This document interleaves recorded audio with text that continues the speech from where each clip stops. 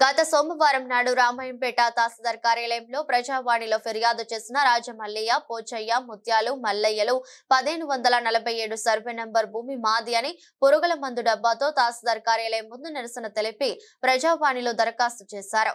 దౌర్జన్యంగా అందరూ కలిసి మా సొంత భూమిలో పంటను అక్రమంగా ట్రాక్టర్తో దున్ని ఉదయం ప్రజావాణిలో ఫిర్యాదు చేసి నాటు వేయడం జరిగింది.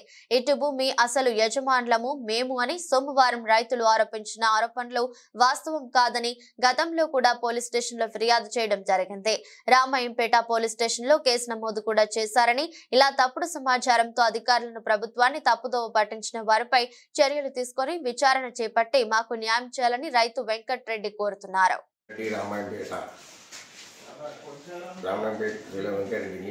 గత సోమవారం నాడు ప్రజాదారిని గొల్ల మల్లయ్య, గొల్ల శ్రీశైలం, గొల్ల రాజమల్లయ్య, గొల్ల సిద్ధరాములు గల వ్యక్తులు వెండిని డబ్బలు పట్టుకొని ఈ భూమి మాదని శీలం వెంకరెడ్డి, బాలరెడ్డి గల గుంజుకుంటున్నారని దౌర్జన్యంగా ఎంఆర్ ఆఫీస్ కాడ కూర్చున్నారు.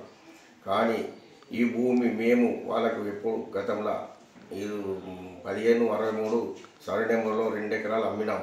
కానీ ఈ భూమిలో వాళ్ళు కబ్జాలో ఉండి వాళ్ళ తమ్ముడు గుత్తాలు చనిపోతే అల్లనే పెట్టుకోరు, వాళ్ళ తమ్ముడు కొడుకులు పోతే అల్లనే పెట్టుకోరు. కానీ ఇప్పుడు ఆ భూమి విడిచిపెట్టి మళ్ళీ వేరే దగ్గరికి వచ్చి ఈ భూమి కూడా మాది అని అంటున్నారు. అది గత 6-7 ఏళ్ల నుంచి కూడా మేమే కబ్జాలు ఉన్నాము, దాంట్లో మేమే పంటేస్తున్నాము. మొన్న పోయిన ఇయర్ కూడా డిసెంబర్లో యాసంగి పంట వేయడం జరిగింది. అప్పుడు కూడా ఇట్లనే దౌర్జన్యంగా వచ్చినారు. కానీ ఆ దౌర్జన్యంగా వస్తే మేము ప్రజలందరినీ సేకరించినాము, ప్రజలందరూ సేకరించారు. పోలీసు రాంపేటలు కూడా విచారణ చేసినాము. వాళ్ళు కూడా వచ్చారు, ప్రజలు వచ్చారు, రాంపేటలు పోలీసులు వచ్చారు. కానీ వాళ్ళు వచ్చి కబ్జా మీదకి వచ్చి చూసి ప్రజలను పక్కలను అడిగాక వీళ్ళు కబ్జాలో ఎన్ని రోజుల నుంచి ఉంటున్నారంటే 6 ఏళ్ల నుంచి 7 ఏళ్ల నుంచి ఉంటున్నారు అన్నారు. కానీ ఆడ పెద్ద మనుషులు స్టేషన్లు వాళ్ళు వీళ్ళది భూమి వాళ్ళదే కానీ మీరు వెళ్ళిపోవాలని వెళ్ళిపోయారు. వెళ్ళిపోయిన తర్వాత మళ్ళా ఇయర్ నేను పెద్ద జన్ము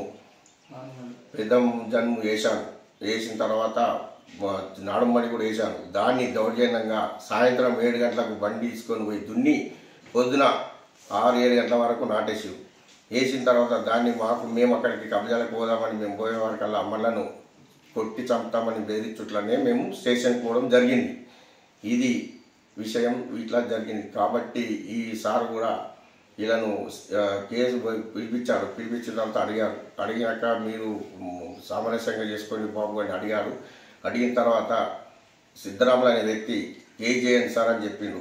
అట్ట 2 రోజులు ఒప్పుకున్నాం, అయినా కూడా వాళ్ళు స్పందించలే. కాబట్టి మేము కేసు చేయడం జరిగింది. ఇది మాకు సాయం చేయాలని కోరుకుంటున్నాం.